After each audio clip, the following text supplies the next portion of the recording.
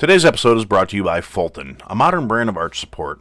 Fulton launched the most comfortable, supportive, and sustainable insole on the planet. Fulton insoles have a deep heel cup and comfortable arch support that aligns your body from head to toe. They're made using sustainable materials like vegan cactus leather and cork, allowing them to mold to the shape of your arch and provide customized support. They're also shock absorbing, reducing impact on the body, and are aligned with natural foam to make them extra comfortable.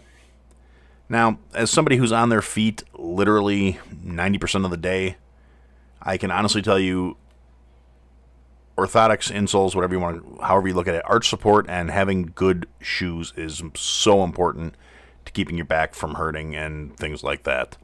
So, Fulton is offering our listeners $10 off their next purchase at walkfulton.com by using the promo code POD10. That's code POD10, POD10, for $10 off at walkfulton.com. You can check out their website and see how Fulton can support you. The podcast you are about to listen to contains at least one of the following: strong language, disturbing topics, abusive opinions, generally things that aren't appropriate for little kids or overly sensitive people. So, if any of that stuff's going to get your nose out of joint, this is your chance to turn it off. Welcome to I Had to Say It, the podcast where I talk about things that I feel need talking about, and sometimes they're not getting the attention they deserve. And your feelings, they're not under consideration. Hey everyone, welcome to another episode of I Had to Say It. Today I want to start off by saying thank you to everybody who reached out to me, whether it was through social media or...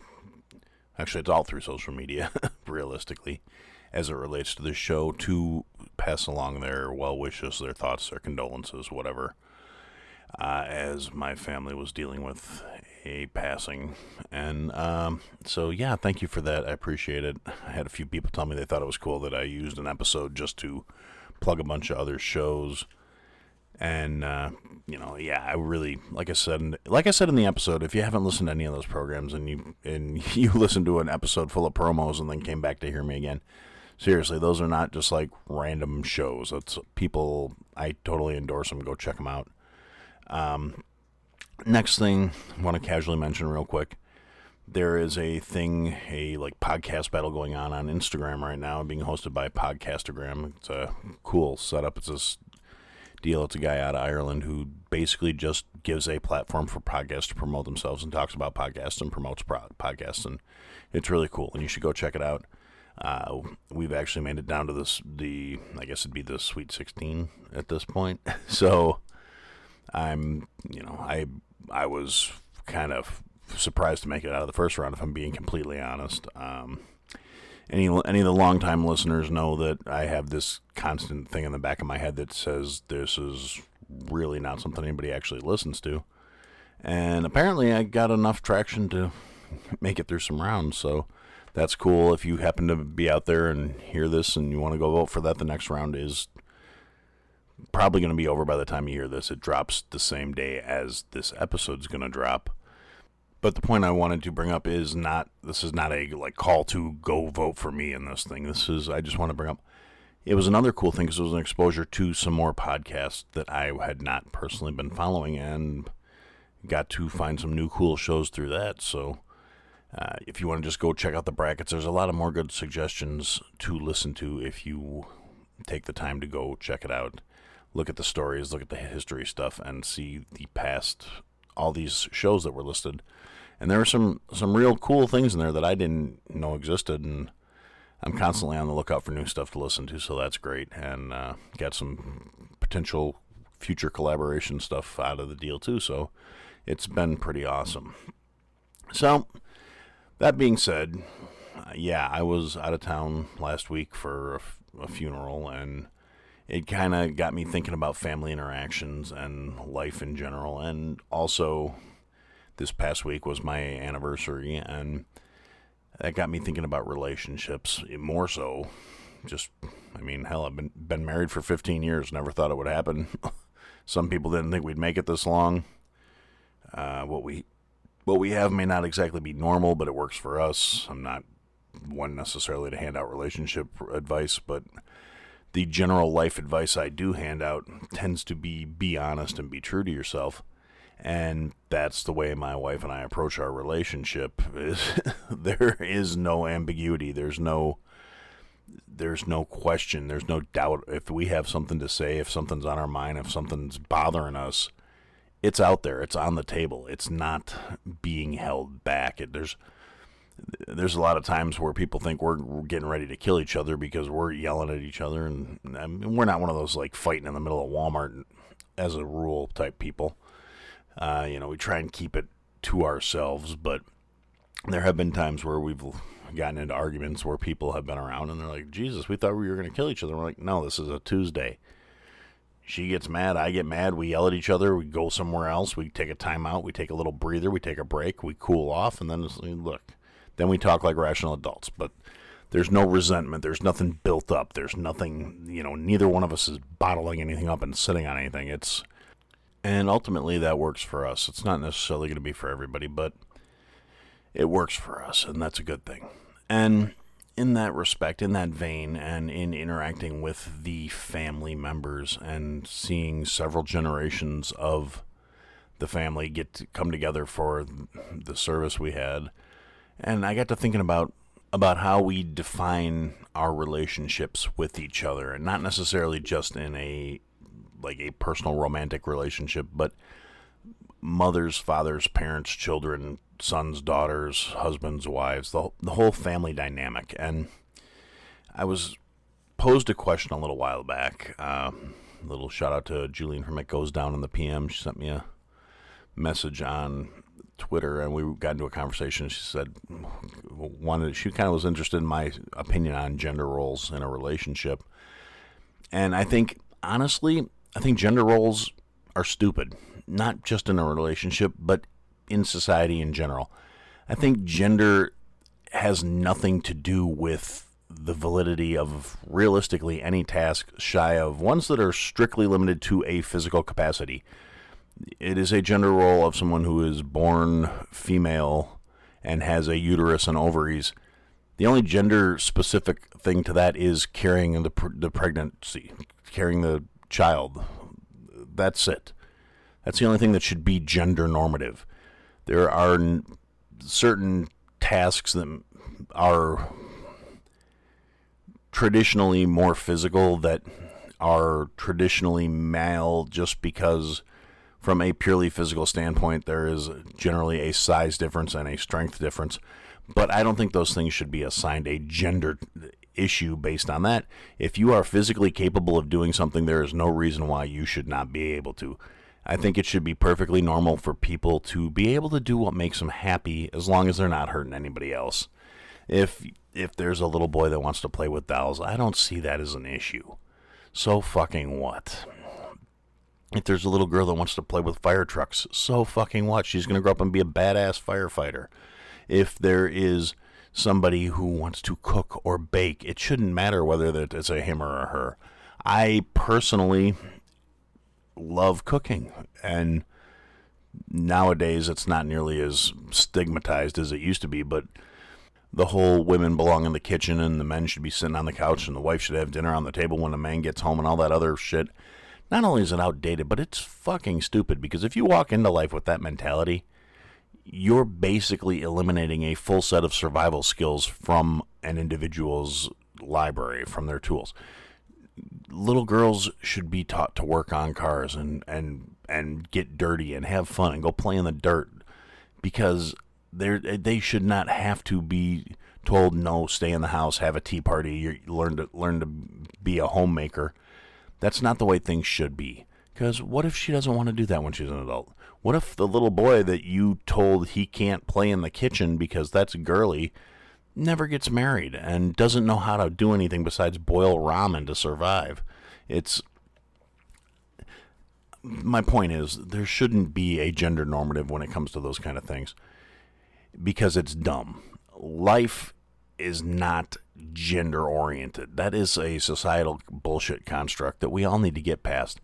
And realistically, honestly, I don't know where these hang-ups, why they've lasted this long, because from a purely logical standpoint, you can't say things anymore like, oh, well, you should be in the kitchen waiting for a man to make you make you happy and bring you money because he's going to be out working, because that's dumb. I don't know how to say it more eloquently than that. It's fucking antiquated thinking, and it's stupid. The point of evolution and growth is to get better. And by assigning a gender to tasks, you're limiting growth and development and realistically survival skills. I mean, it's really kind of sad. And coupled with my general stance on equality and meritocracy, pretty much nobody should be surprised that I feel that way, because I think you should do what you're good at. And if that's what you're going to do, fantastic. If it's not what you're going to do, you shouldn't be forced into it because you're trying to fulfill some outdated way of thinking of how things should be. I mean, realistically, if you look, not that, again, like I said earlier, that was actually kind of a preface to this. My marriage is far from normal. It's not a stereotypical, traditional marriage in the fact that my wife and I don't treat our relationship that way. We view it as a partnership. We do what we're good at, what we're capable of, sometimes what we're not good at, and what we're not capable of just because it needs doing. I've learned to do a lot of things around the house that are not my strong suit. They're not the things I think I'm good at, but they need doing, so I've learned to do them. And it's a partnership. A lot of the times, I will make dinner. I mean, yeah, I am a professional culinarian. I have 27 years of making food for a living under my belt. It stands to reason I'm good at it at this point, or I don't know when to quit. It's maybe a little from column A, a little from column B. Depends on who you ask. But ultimately, the thing is, yeah, some days my wife makes dinner because I'm not home from work yet, and she wants to do something to be nice, and she's hungry. I'm not going to try and lie to myself and say it's entirely for my benefit. If she's hungry and I'm not home yet, she will start dinner so we can eat when I get home. Or if she's got something else that I need to do around the house that's more pressing than me standing around for an hour making dinner after I get home, she'll have dinner started or finished sometimes before I get home. So we can eat real quick, and then she can say, okay, hon, we need to go rehang this closet door that you took off 2 weeks ago, and so you could put the tile down and you never put it back.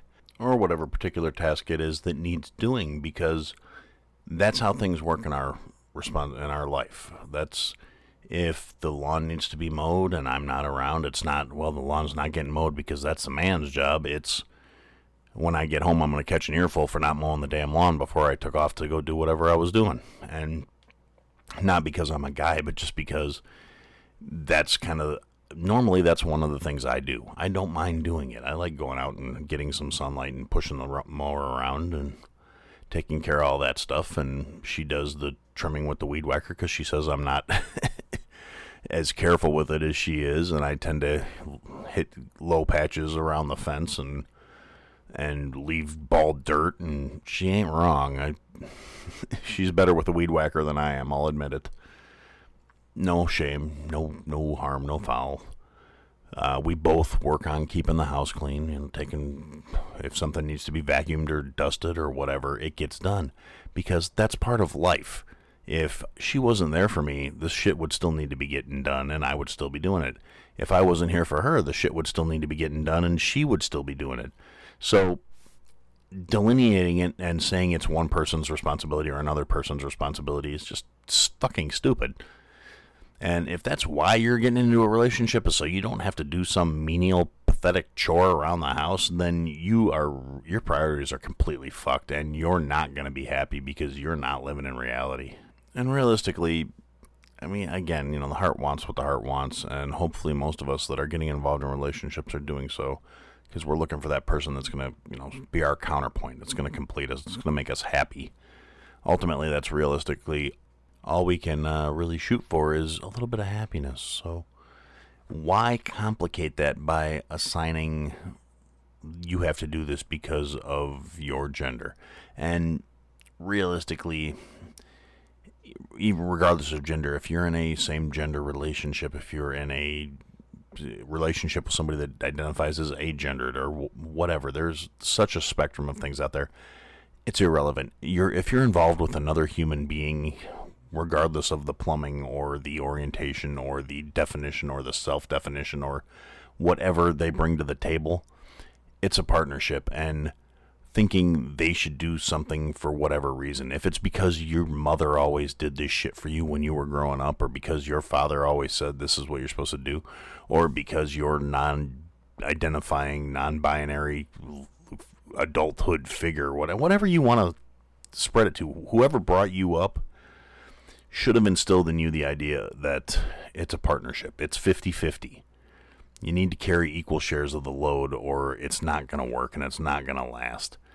Subservience is not affection. Subservience is not love. I mean, and I'm including the whole dom-sub relationship type stuff that goes on in the privacy of wherever you decide to get your freak on. That's a whole different conversation that maybe we'll have somewhere down the line. But I'm saying in terms of day-to-day living, in your average everyday existence, you need to be partners. You need to both be contributing, or it's never going to last. It's never going to work. Because there will be that resentment. There will be that anger, that hatred, that simmering, festering rot that is going to torpedo your fucking relationship at the end of the day. And realistically, again, like I said, I'm not one to be handing out relationship advice beyond the standard advice I give on a regular basis. Be a decent human being. Don't be a fucking piece of shit. It's really not that complicated. All you got to do is go through life thinking, if somebody did this shit to me, would it piss me off? And if the answer is yes, knock it the fuck off. Nobody is better than anybody else based on anything other than merit. If you are a entitled sack of shit walking through life thinking you're better than everybody else, but you're not doing anything to contribute or to make things better or to uplift anybody else, and the only way you can elevate yourself is by shitting on and tearing down other people, you're not better. You're part of the problem. You're fucking garbage. It's all a matter of attitude and focus, and we need to bring that back into our lives. Part of that problem is people don't want to have the uncomfortable conversations. People don't want to say things like, hey, everyone brings a lot of selfishness to the table without even realizing they're doing it. And unfortunately, today, it's almost being magnified by the people who are trying, in their minds at least, attempting to affect some sort of social change or social justice. Because it's never about, even when they try and say it's about the group as a whole, it's only reflective of their personal feelings and their personal take on things. Because we've lost the ability as a group to have conversations civilly, to discuss and debate things, and to look at things from a logical standpoint. From a logical standpoint, getting into a relationship needs to elevate both partners. That is a purely logical statement. It's not about getting somebody to take care of yourself, unless you're looking at it from a purely selfish standpoint, which is more of an emotional approach. It's I need to satisfy my needs, and the only way to do that is to make someone else do this for me. Instead of the logical approach of, for this to be a profitable, functional relationship, we both have to get something out of it. And way too many people are convinced that their presence is enough. That them showing up once in a while just to be there and allow someone else to bask in their presence somehow merits everything being done for them, everything being handed to them. Literally nobody is that fucking great. I mean, it's gotten to the point where people used to think that it was based on man do this, woman do that, and now it's more like, do this for me because I deserve it, because it's me. And the problem is, we're all somebody else to everyone else. Nobody is as concerned about us as we are. And frankly, we need to start being concerned about each other more than ourselves, because in the grand scheme of things, looking at things, again, I like to look at things logically. I don't trust my own emotional reactions, much less anybody else's. And we need to get back to thinking about things that way, because I don't know about anybody else for certain, but personally, if you come at me from an emotional place and making everything about you and your feelings and why what I'm doing is somehow impacting your life, I am honest enough to say I don't give a fuck. And if you come at me, I'm going to tell you, I don't fucking care how it makes you feel. I don't fucking care if that triggers you, if that hurts you, in the respect of if it's not a direct physical manifestation of some sort of hostility or anger or aggression. If I'm in my own lane, minding my own business and living my life, and you have a problem with it, you can go fuck right off. And I'll tell you to your face. This is not like, microphone muscles. I'm not over here saying something that I wouldn't say to the average person that would try and get in my face anywhere. I personally kind of get a tickle out of it when some young social justice warrior decides to try and get in my face and lecture me about anything, because they cannot stand it when you flat out tell them, no, I don't give a fuck about your feelings. And realistically, I've had people tell me, oh, you think this is more valuable than my life? Yeah, I do. I don't know you. You're not important to me. You are irrelevant to me.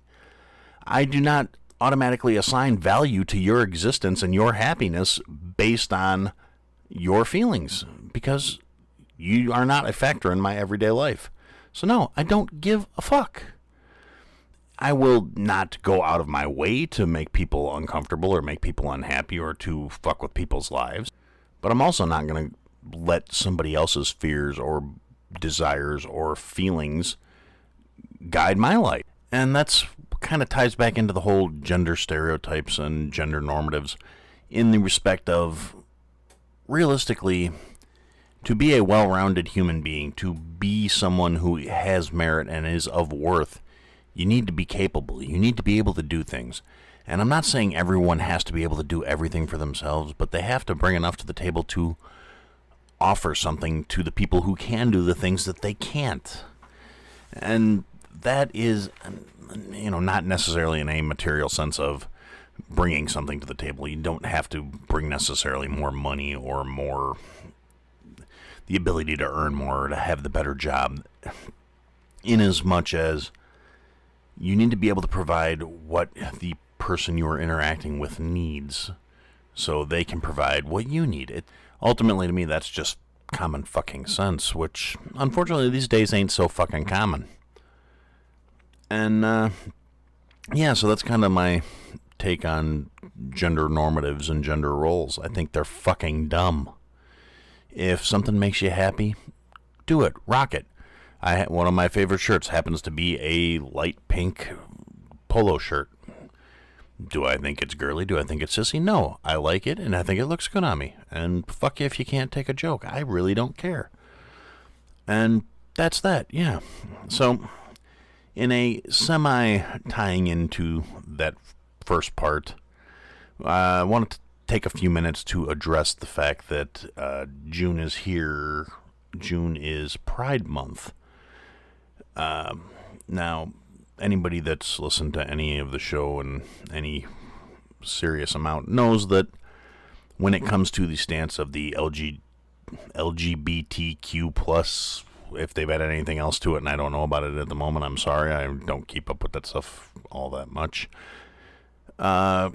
Everybody knows I think the getting bent out of shape because somebody refers to you by the wrong pronoun because you don't have a sign stapled to your forehead that says these are my pronouns, and you somehow expect people to know that without actually speaking to you.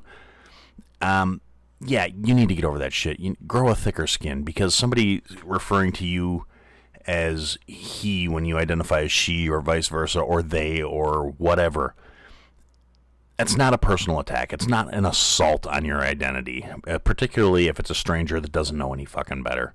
Grow the fuck up. That being said, everybody knows I'm fully supportive of people being able to choose their lifestyle and live their lifestyle as long as they're not hurting anybody else.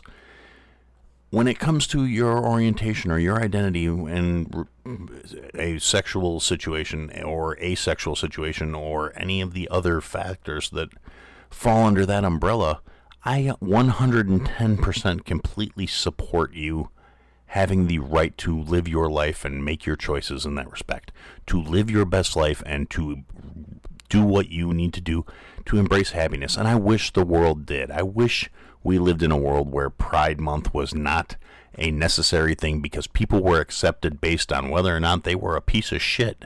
And all that other stuff didn't matter. But the simple fact of the matter is we still live in a society where people get shit on and assaulted and beaten and murdered and discriminated against based on shit that has nothing to do with the people that are doing it to them other than their own personal baggage and personal fears.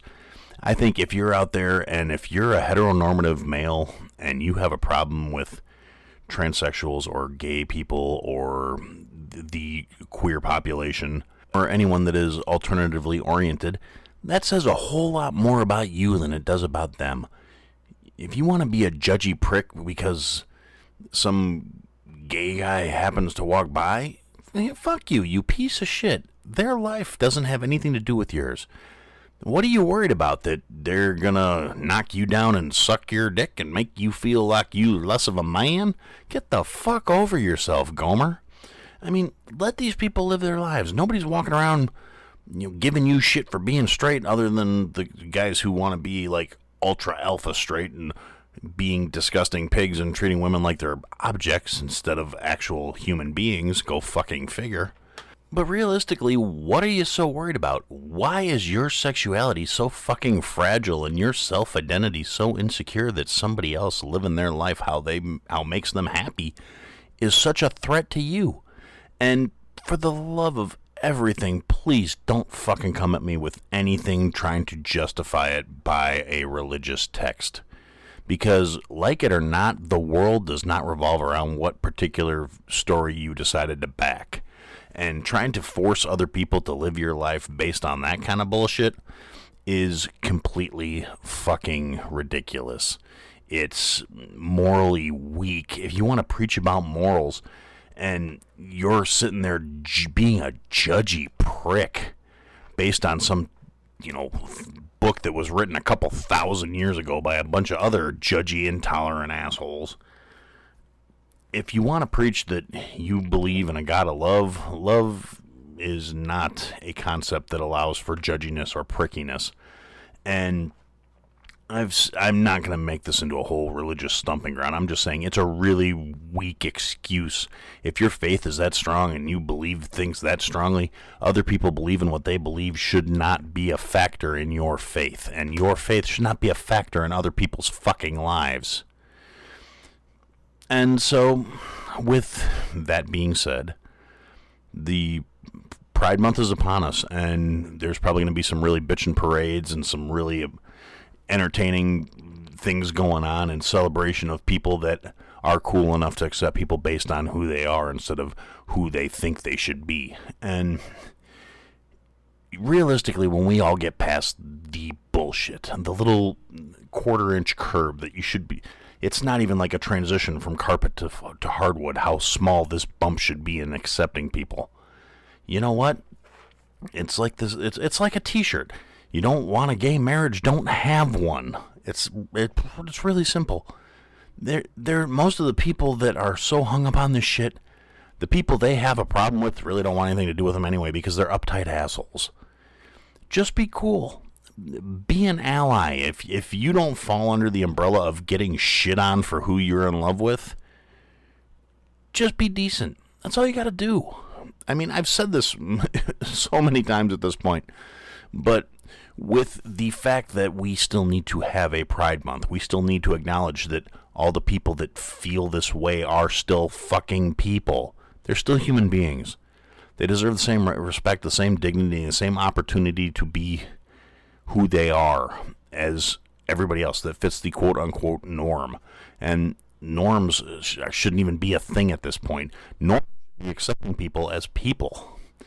And hopefully someday we get there. Hopefully someday we don't have to have shirts and slogans and specialty months to acknowledge people. And I'm saying this on the base of orientation, the base of race, the base of creed, color, ethnicity, whatever the fuck qualifications you... At some point we need to realize we're all human beings. We need to stop being divisive. We need to stop making it about us against them. It's I saw something when I was a kid, which means this was 30 plus years ago. And it was basically, I've seen it floating around on the internet over the years. It resurfaces every once in a while. But it's a bunch of people with their skin peeled off. Not literally, but like an illustration. On the top line, it's a white guy and an Asian Pacific Island, the AAP. I the PC terms, but an Asiatic person, a white guy, a black guy, an Indian guy, a couple other different, more generic-looking people. And then on the bottom line, it's a bunch of people with all their skin peeled off, and they all look equally fucking disgusting. And that's a good reminder. We're all the same on the inside. We're all these walking meat suits that are being piloted by little brains inside a mech skeleton. I mean, realistically, we should be focused on what we have in common, not the shit that is petty and minor and different. And I say it all the time. That's the hill I'm going to die on. We're all basically the same. And all this other horse shit, these societal constructs and all this other stuff needs to go. We need to be okay with each other. We need to be okay with letting people be who they are, as long as it's not directly hurting anyone else. And once we get to that point, I think we'll all be a lot better off. And so for today, that's what I had to say. Monsters, demons, ghosts, and gods. Oh my, I didn't see you there. You really spooked me. Just like my podcast, The Paranormal Burrito. We're a weekly podcast featuring a new guest every episode. So join us for fun and spooky stories. If you have a spooky story you'd like to share, email us at theparanormalburrito@gmail.com. The Paranormal Burrito, your true stories.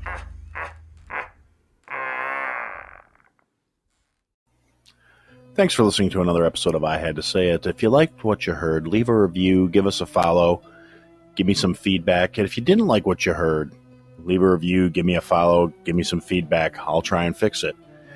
Check us out on all the social media platforms. At I Had to Say It podcast is the trigger for all that stuff, for the search term. And if you want, check out the website, www.ihadtosayitpodcast.com. There's links to people that have been involved with the program, things I've talked about. There are some links available for some merch that we're working on, and there are ways to contact us there as well. And thanks for listening, and I look forward to talking to you again soon.